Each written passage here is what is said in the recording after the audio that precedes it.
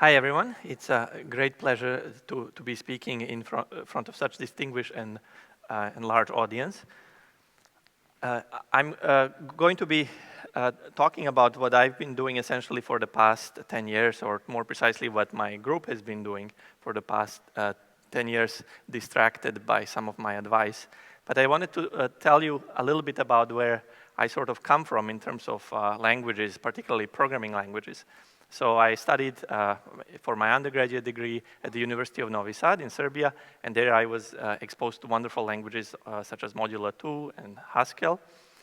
And then when I moved to MIT, I started with program analysis, in particular program analysis of a increasingly important platform, Java. And eventually this evolved into a verification effort for Java programs.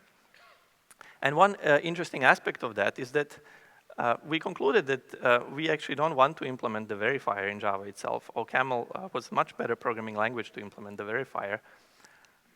And as a specification language, we concluded that an expressive framework such as interactive theorem prover, for example, Isabelle, is an excellent way to have expressive specifications and a fallback to interactive proof.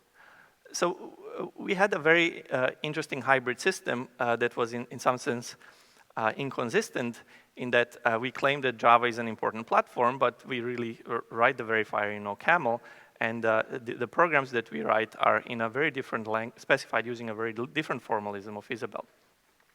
And so when I graduated and came to EPFL in 2007, I was delighted to discover that Scala is in fact not only very expressive, but also very well performing. And it became clear this is something that can be used to unify verification efforts. And also it's a very pleasant language to write compilers and verifiers.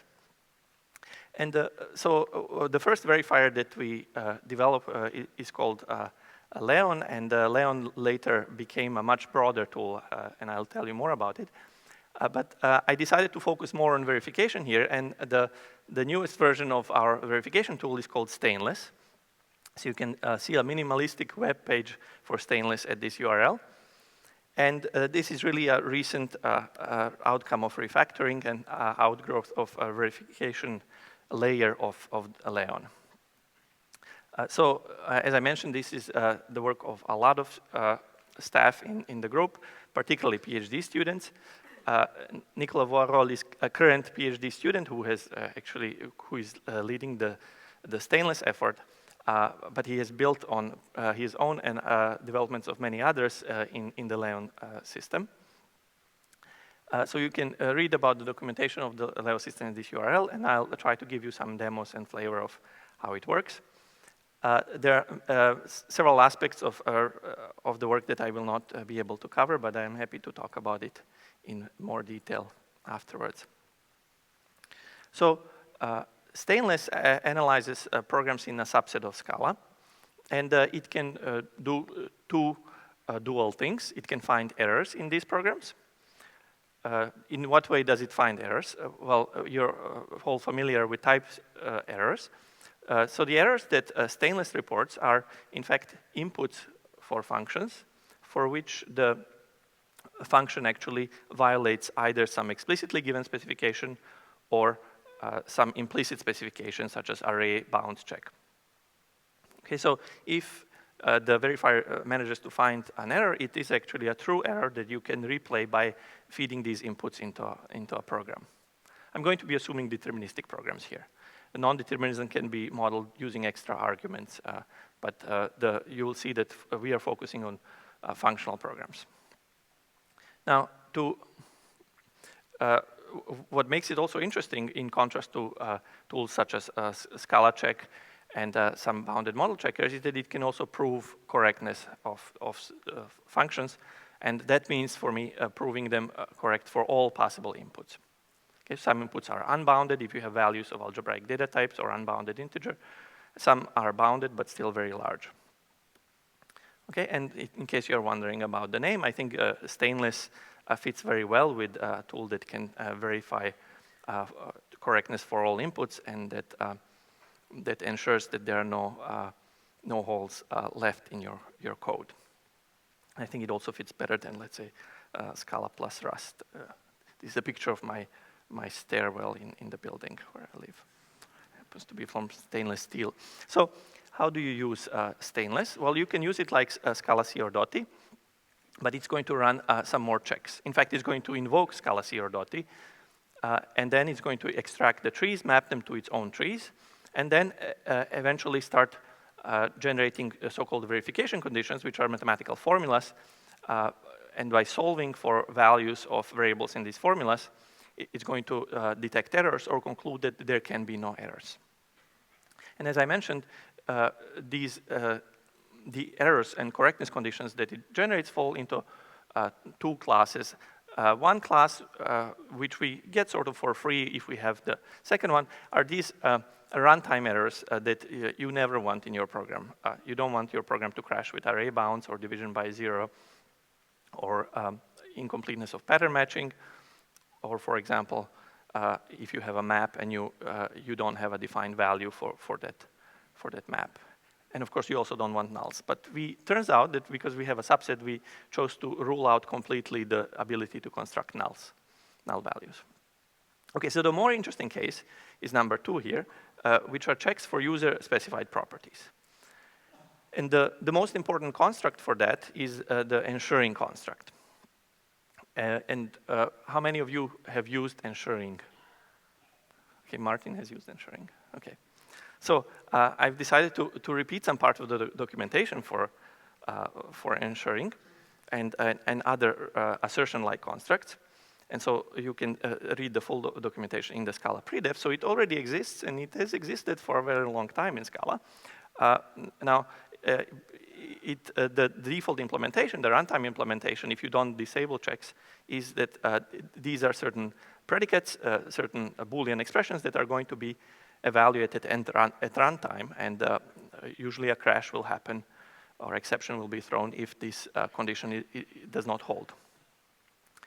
Okay, so but the real value of these kinds of constructs is that you can do checks. You can do static checks that extend the power that you have with your type system.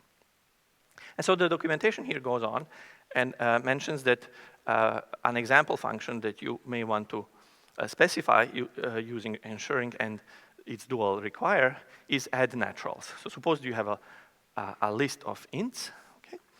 And then you would like, in fact, to define a function that adds these elements, but you, in fact, are only interested in adding lists of non-negative numbers.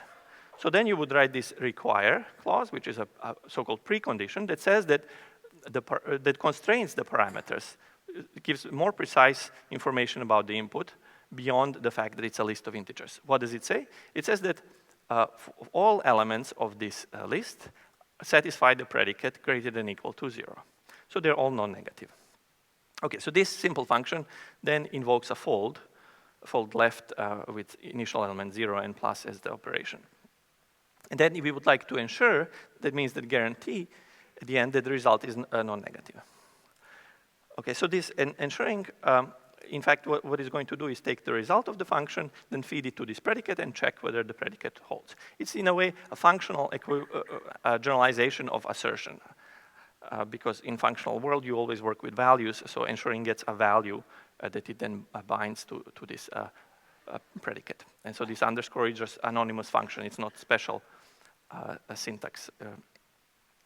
Okay, so we have this example from the documentation. So let's try to run Stainless on it.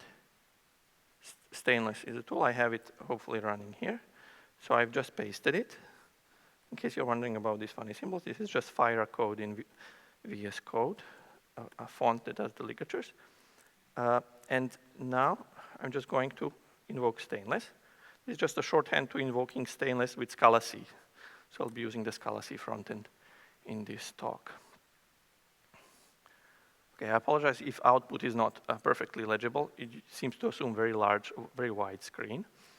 But so it finished in half a second.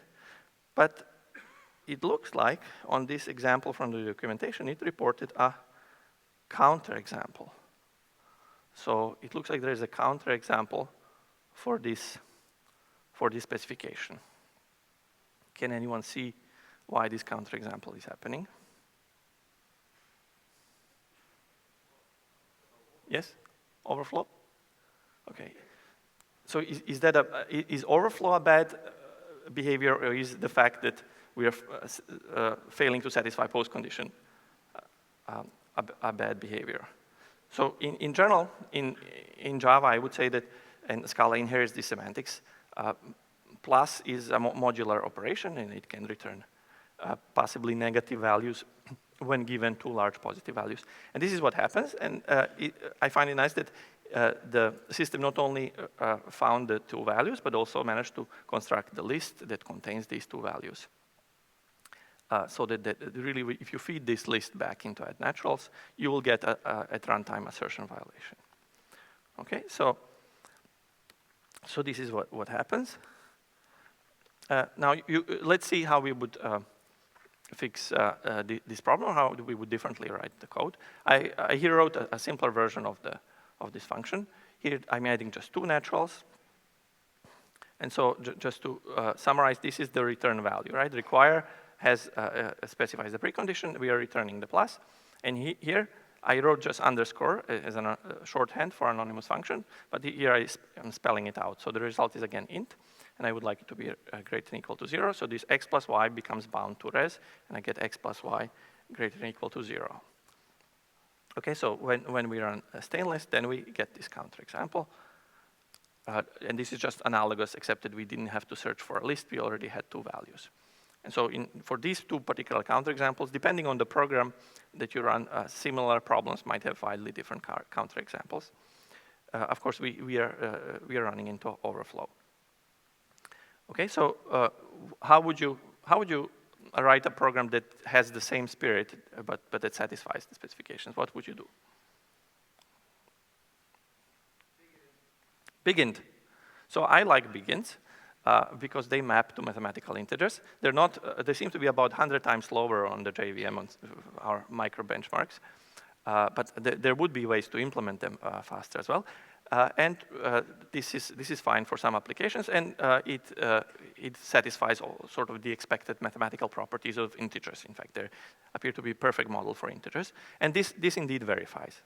Okay, and if we an alternative way would be to realize that, I mean, it's unlikely we'll be working with arbitrarily large numerical integral quantities and limit them in some way. For example, x and y could be less than 1 million, and then when you are adding them, then you don't get negative values. Okay, so it's useful to have ints. Obviously, they're efficient. They sometimes do exactly what you want. If you want to do some modular arithmetic, it's useful to have big ints because we can reason about them in the way we are used to. And stainless maps them correctly to appropriate constraints and then checks. Now, we do have an option to do warnings on ints, but this is not undefined behavior on JVM. This is a valid behavior, except that it may not have been programmer's intention. So this is sort of an optional warning that we have that is orthogonal to soundness. Okay, so let me try to open this other one, or just to run it. So I have had two naturals. If I open it here. Okay, two naturals. So I have these two. And you can see here that all of these are, in fact, oops, this was. So we had that post condition of add two naturals is invalid. This is for arbitrary ints. Sorry, let me just see. Add two naturals. Okay. So this one is with arbitrary ints. And now I have add two naturals 3, where I have this one with big ints, and I also have one with bounded ints. You see sort of most of the running time is in the startup time. What is measured here is a fraction of a second. This is actual verification time. And there's right now no incrementality. So if you're adding two small naturals, this is one with things less than a million, then you get valid. And if you are adding two big naturals with big ints, then also you get validity. Okay, so this is how it works. It's I'm showing you command line tool because it's a bit more robust, but I'll try to get to a demo. Okay, so you might wonder whether this is these are tiny examples. Are there good use cases for that? I would argue that there are, in fact, many. A well-known example is binary search. So let's try to give just one possible implementation of binary search in an array to Stainless and see what happens. So I'm going to avoid running every time Stainless and just showing you the results on slides. So if I don't specify any precondition, what happens? Well, I could get, for example, a counterexample for which this I index here that I'm using to access array is in fact negative, and it's never a good idea to access negative indices of an array. So I'll get a counterexample. So obviously we need to give some require clause here to say that we want these low and high to be in fact non-negative. And when we are at that, of course, we don't want them to be too large. We want to compare them to array length. That's how we could arrive at an implementation such as this one. So now I run this again by Stainless, and what do I get back? Well, I get, unfortunately, another counterexample. So do people see what is the nature of this counterexample?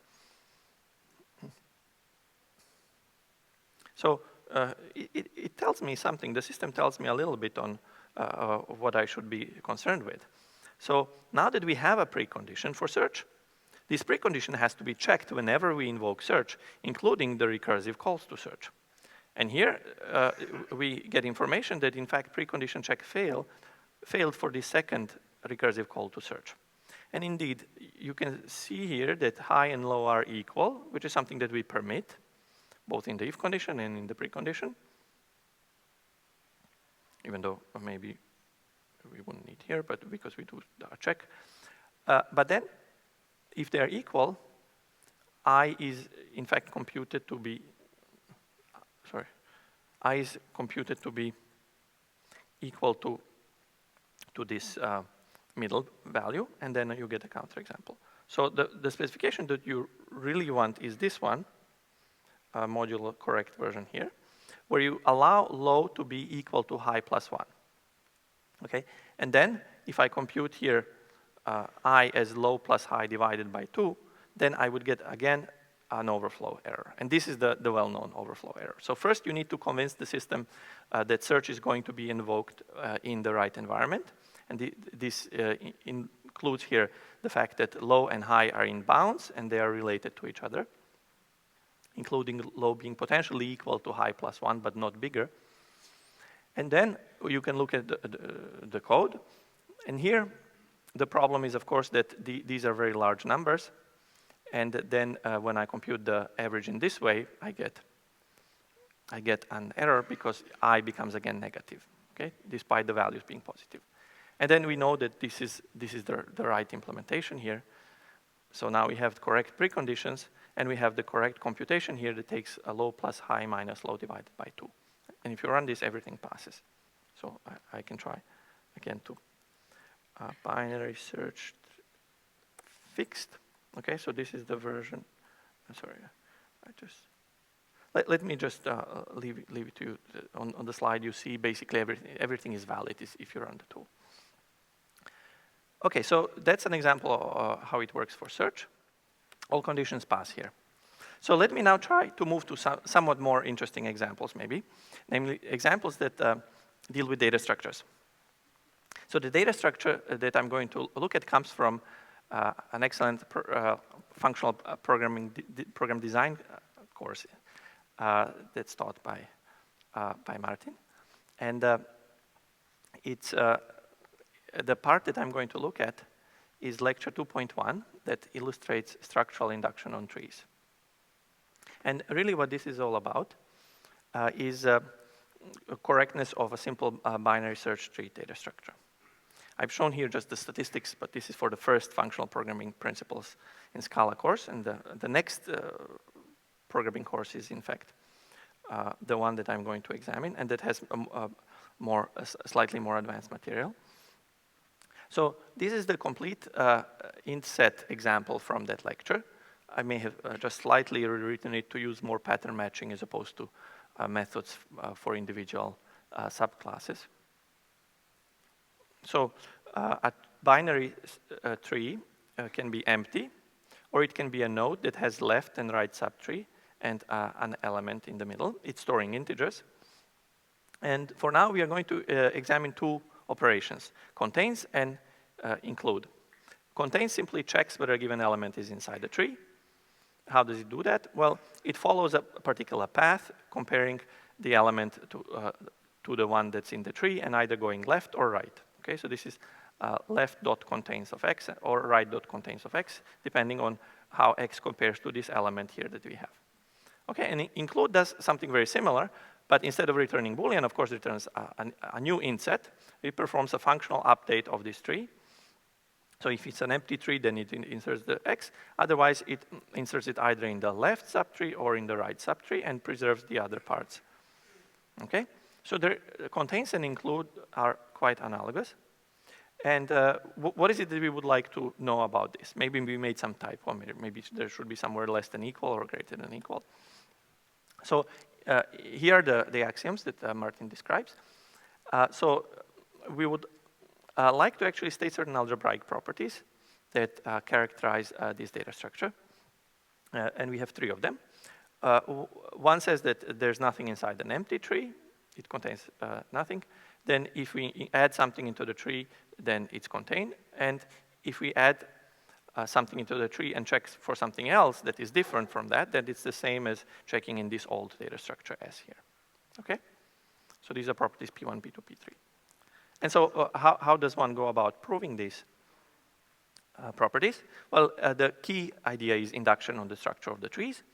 But then also what you end up doing is equational reasoning. This is why it's great to have a functional language, so you then don't have to worry about side effects or non-determinism.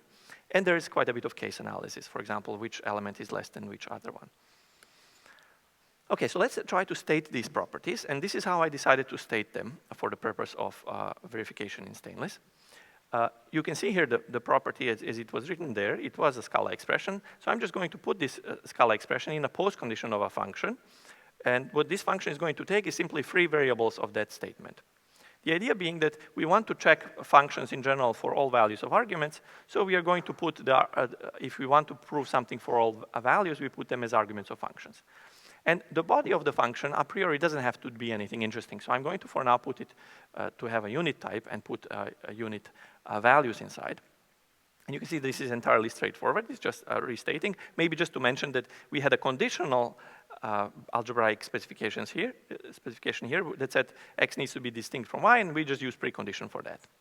It's just convenient to do it like that. So now we would like to give it to stainless. Well, if we give it as such to stainless, P1 actually proves automatically. Turns out that P2 and P3 in this form don't prove necessarily automatically. So what we need to tell stainless is to use induction. Okay, and so here's how we have a complete control over using induction in stainless. So we basically take this parameter, then we pattern match it according to the condition that we are interested in, and then we call our property recursively on smaller structures. So as long as this recursion here terminates, we get reasoning by induction, because whenever we invoke this property recursively, we get to assume the postcondition on the smaller parameters. Okay, and so I kept the postcondition as it was before, and as well as precondition. And so this is all that we need to do. If we give this to stainless, it's actually going to prove all these three properties. Okay, so the implementation is around 24 lines of code for that you have seen. It was on one slide. Then maybe it states 20 lines to write down those properties with this induction, which, by the way, in this P2, I omitted here, it's entirely analogous. In fact, it's almost verbatim code, except that I'm calling P2 here instead of P3. So it really is no thinking involved. And for verification time, it takes around 1 second to finish the verification itself. Okay, so how long was the original lecture segment? This is a subtle material, so it was explained very carefully. It was around 15 minutes. Okay, so I think it's sort of interesting to, this sounds practical for such small examples. Now, why did it actually take 15 minutes? Well, one of the reasons is that there was quite a bit of case analysis. Somewhere in the middle of the slides, there were 5 cases to consider, and each one of these, or some of these cases were consisting of several steps. Okay, so these were 15 minutes that require some concentration. Whereas here, what we need to do is just write down the inductive schema, basically, and the property. Okay, so this lecture segment, in fact, ends with a suggestion for an exercise with a warning that it might be hard. And the suggested exercise is to add union to trees. And the specification of union, the property that we would like it to satisfy, is that it behaves like set union. So checking whether X is contained in XS union YS is disjunction of it being contained in the first XS or the second one, YS. Okay, a suggestion is to use structural induction on XS. Okay, so let's try to do that. This is the definition of union that was in fact given. It makes sense if you think about it. It preserves the order of elements. And then we can state this property, P4. Now, we can write all kinds of hints that we want here. In fact, doesn't matter, because if we run stainless, in fact, we get a counterexample. Okay, so here's again, we have something that's supposed to be true, and we get a counterexample. So is there something wrong? Is the union implementation wrong? You have it written here. Or is the property wrong? What would you say?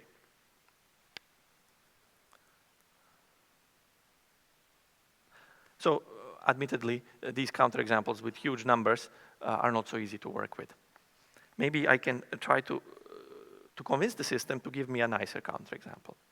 So instead of just stating this property as it is, I'm going to tell it to do something more. I'm going to ask it to find values of these parameters and also find values for some things that are defined in terms of them. So let U be, in fact, the union of these two trees that we want to consider. Then let X1 and X2 be conditions whether the element X is contained inside each of these trees. And let's check then whether X is contained in their union, U. Okay, U is just union. And just so that we don't get stupid large constants, we're going to ask X to be between 0 and 10, because it's unlikely that we really need some huge numbers. And if I try that, in fact, I get a much nicer counterexample. Moreover, I get some more information. So what has happened here? Can someone tell me now? So T1 and T2 are trees. We have computed T1 union T2. If you remember the definition of union, it was doing structural recursion on the first argument on T1. And so this computes somehow U, which is in this case this tree here. And then if we pick X1, then we conclude that X1 is somehow not, that X is not contained in T1. That's what X1 false means. It's not contained in T2, but it's somehow contained in their union. So what happened?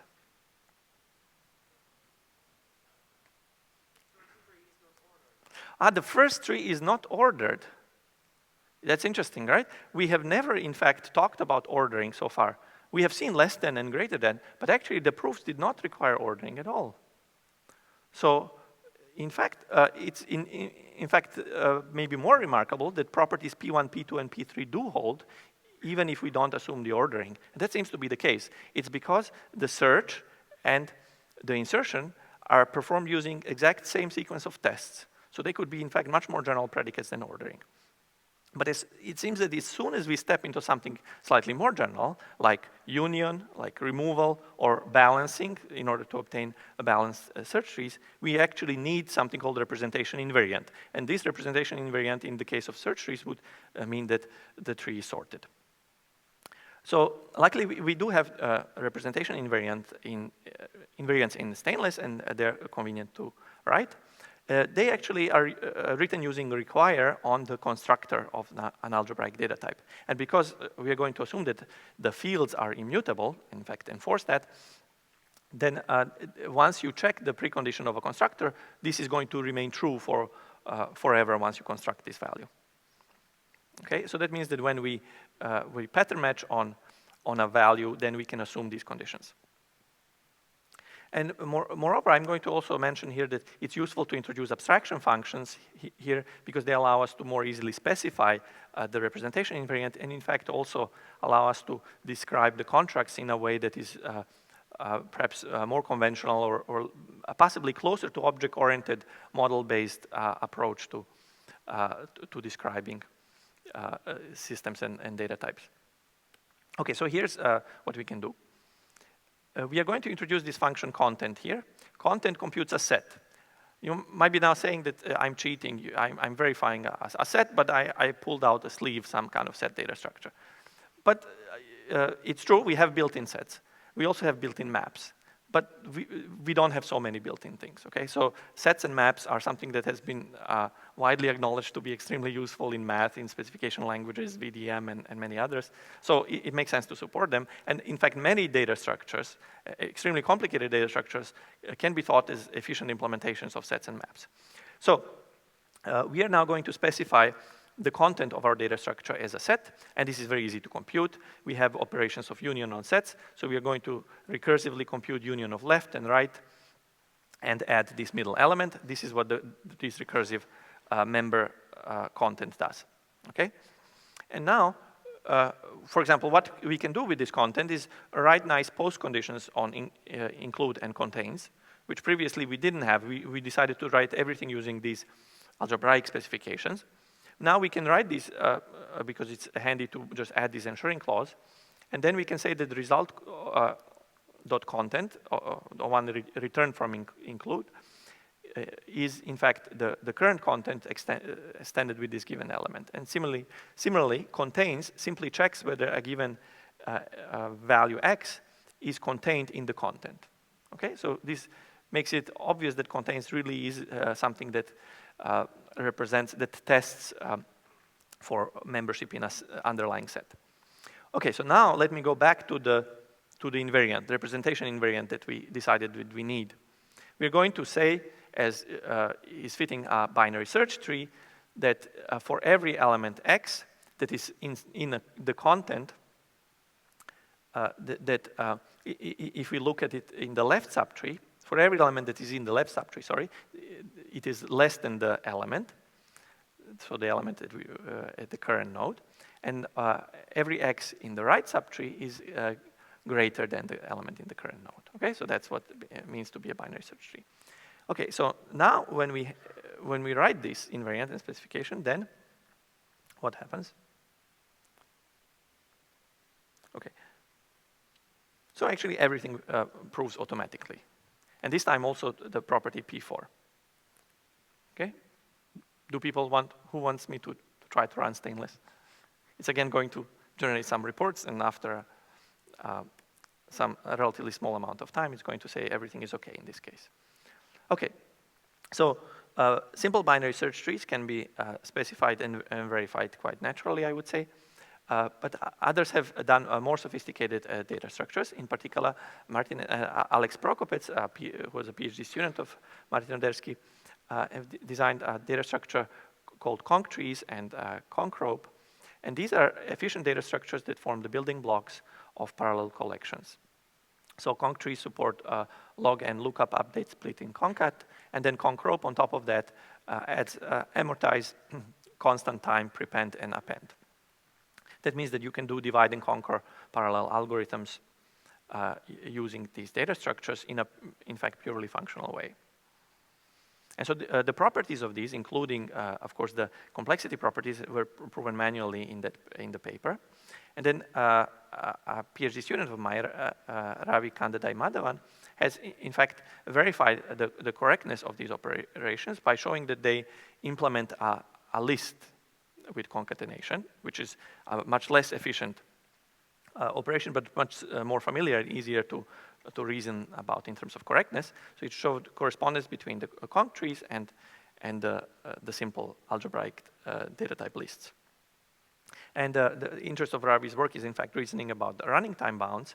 And so it turns out that once you have a system that can reason about functional correctness properties, such as what the result returned is, or whether some precondition or postcondition holds, then it's a matter of adding some instrumentation, and you can automate that, to reason also about execution time or memory consumption.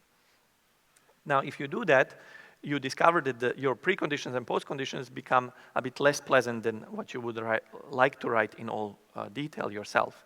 And so main work here was in actually automating some part of this precondition, postcondition inference, so that you don't have to write all the constants that are involved in asymptotic complexity.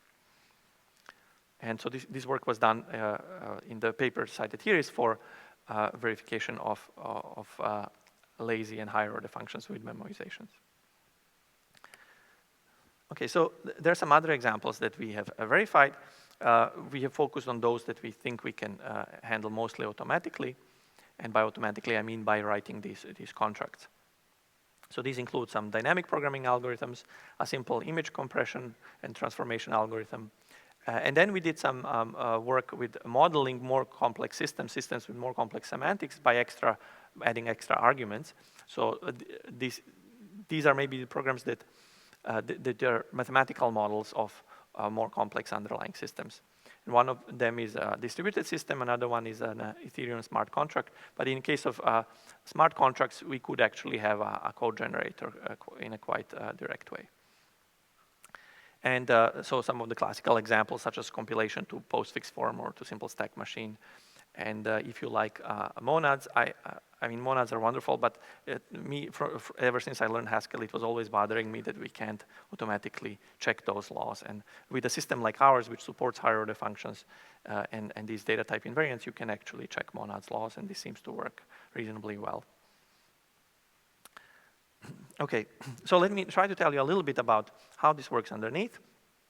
We don't have much time, but the idea is that you do reasoning by induction, and the induction that you're considering is execution. The recursion schema gives you basically an induction schema. Okay, so here, as you pattern match on a list whose size you're computing, this gives you basically an induction that assumes a postcondition on the size of the list. So this is reflected in certain verification conditions that you generate. And in that way, you can eliminate recursion. So if you write strong enough contracts, then you get non-recursive properties in principle. And how do you then solve these resulting contracts? You use a very exciting set of tools that emerged in the field of satisfiability modulo theories. So these are tools that can reason about integer linear constraints, about algebraic data types, about uninterpreted function symbols, so symbols that for which all you know is that if x is equal to y, then f of x is equal to f of y, and many other theories that have been shown to be decidable and for which algorithms exist. And so we are using off-the-shelf solvers for that, but then we are also doing something ourselves. It turns out that if you write contracts in the form that I have shown you for the IntSet with union, using these contents functions, then if you do eliminate recursion of the operation on data structure itself, in this case I'm just using a simpler example of insertion into a sorted list. So I can generate verification condition here that's trying to prove that the content of the list increases by the element I'm inserting.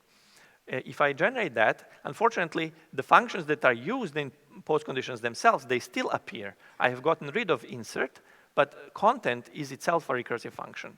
Okay, so then the question is, what do we do with those recursive functions? And so our solution has been to implement a fair and systematic unrolling procedure that does search for counterexamples and search for unsatisfiability proofs at the same time. So basically, the system is going to unroll functions gradually, and at each step it's going to check, do I have counterexamples up to this depth? Or can I use k-induction by assuming these many unrollings, postconditions for these many unrollings, to conclude that in fact my property of interest is valid? And this is what this algorithm tries to do here. Basically, phi is your formula that you are checking. It expresses some verification condition. And then when you conjoin it with b, you're checking for counterexamples. And when you don't conjoining, you just check without this extra guard condition, then you're assuming that your recursive functions can return anything, okay? And if you find no counterexamples, no matter what recursive functions return, then you can conclude that your property holds. And here, again, we are actually crucially relying on the fact that we have a functional language. Because in the absence of this assumption, the functions could do arbitrarily bad things to your state, and you would not get any useful conclusion from such recursive calls. But here we just know that it's some value, and if we know enough about what we do with this value, we can often prove that the property is valid. Okay, so let me move towards wrapping up. One exciting development that we have started doing, and now Georg is joining forces with Martin's group, is to do, in fact, a checking of contracts that are encoded inside predicate qualified types.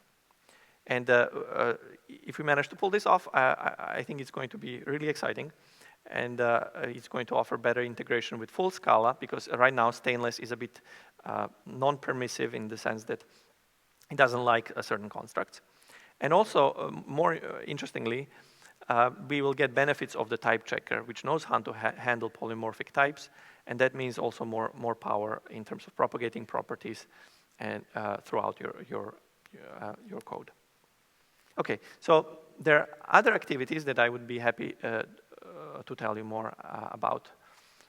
And this includes not only this verification fragment, which I talked about here, but also what happens if you completely get rid of your code and try to just work with properties. So in verification, you have seen these postconditions.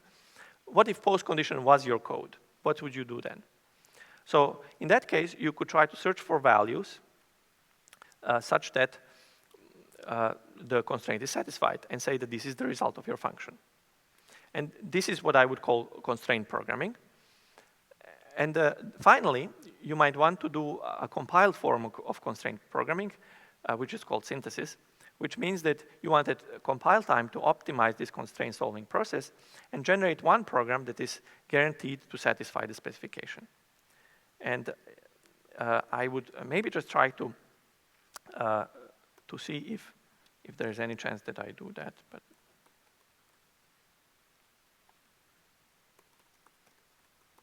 so if you go to the Leon EPFL.ch and then type demos, then normally when there is internet connection, you should be able to see examples and take a tour. I think my internet connection is now not good enough to do that. So I'm just going to summarize and maybe mention one point that is between verification and synthesis that I think is very promising for the future. And this is the idea of repair. So you have seen that the tools report counterexamples. These are inputs that make your program, let's say, crash. So if you know that your program has an error, wouldn't it be nice if the system actually suggested a possible repair?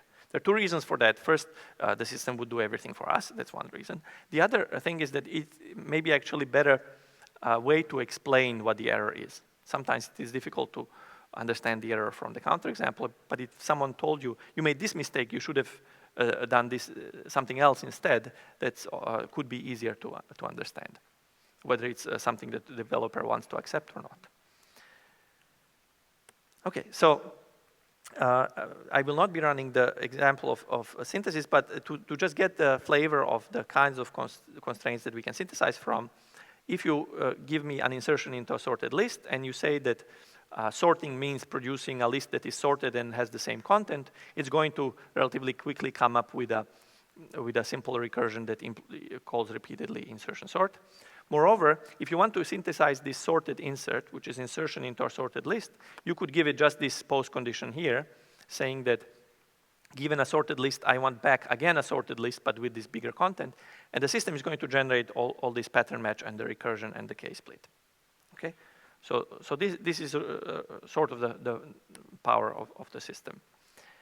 And on that note, I would like to conclude and try to send a message that automated verification can be, in fact, in some cases easier, and it's certainly more reliable than hand proofs.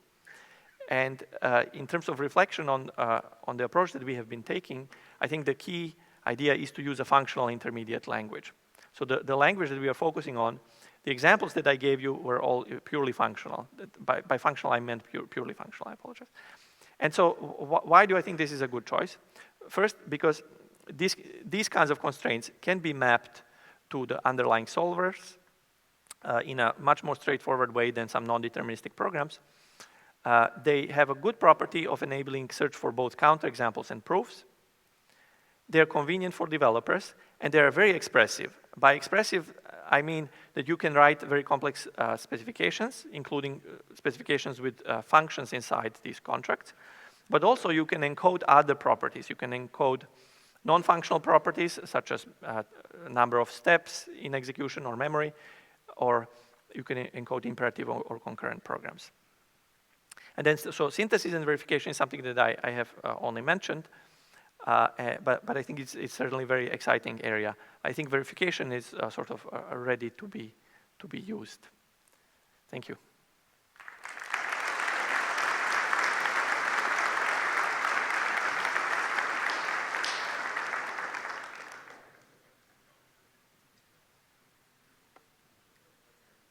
We have time for 2 questions. Those awesome guys will give you microphones if you have questions. Is it possible with the slides Martin showed yesterday with the new type parameters in the constructor, for the traits rather, parameterized traits, to use that instead of using a type of, in your example, int, have a type that's a constrained int, and then have the constraints as part of the types passed to the trait, and then hide that ensuring code within that? Is that been thought about? So I think there are many directions that we could take that relate to better integration with traits and working better with abstraction. So I think I cannot accurately answer your specific question, but as I mentioned, the language that we accept is relatively small at the moment, and that's something that we are hoping to overcome as we integrate this better with the type system, integrate it actually into the type system. Hi, thanks for the talk. Is there any reason why you are not including some popular functional features in the input language for stainless, say the variance of type parameters? It was mostly for simplicity. This is something that that Nicholas is working on. It is also related to mapping from functional programs to underlying constraints. These underlying constraints for maximum efficiency, it's best if we reuse the algebraic data type implementations. And those algebraic data types have been a very simple sort of ML-like parametric data types. So that was the easier thing to do for now. But it is possible to encode more complex things. I was just wondering if I understood correct. So there is an underlying assumption of immutability. Right. So the focus is on the verification of purely functional constraints, but we do have some support for local mutable state and for linear fields inside case classes. So var parameters of algebraic data types. And so that comes with restrictions that you cannot have sharing. So right now we do not support directly in the language sharing of mutable structures. You would need to model it, for example, using some maps that you pass around or something similar. Thanks. Yes. Thank you for the great talk. I have one question in relationship of what you do and what, let's say, Scala check does, so essentially randomized checking. Yeah. In theory, of course, you can prove programs correct, and the testing ever only can prove counterexamples. But in practice, what are some of the applications where you think that the Leon stainless approach is essentially more usable and it gives you clearly more than, let's say, randomized checking? what are sort of applications areas where you shine? Yeah. Thank you for the question. I think it's a very, very important question. I would say that when you have complex preconditions, and this happens when you want to, when you have more complex code and then you split it into different pieces and you want to analyze them modularly, then you have complex preconditions. And testing code with complex preconditions becomes difficult if you do a priori sampling of the space, because the fraction of the space of the inputs that will satisfy the precondition goes down, right? And so that means that most of the tests will be sort of useless because they will not be satisfying the precondition. That's why you need to write sort of more clever checks, and then you can do that, right? You can also, if you know what you're doing, write the programs correct, but it's sort of extra effort. And it seems that forces you to write generators for properties separately from invariants, because you need generators in order to feed the inputs, but then you want to check them, and so you have to duplicate the code and make sure that the properties you are checking are really the properties you are using. I would say the target applications are similar, you could look at combining these two approaches. But if you look at what's happening inside, the constraint solving is that's happening is taking clue from the paths in the program itself. So it's analyzing the program in order to decide what to take as an input. So it's sort of doing it in the other way. It's first looking where the error is, or it's simultaneously looking from the beginning to the end, and then saying, what does that mean? Do there exist some inputs for which this should hold? So. Thank you.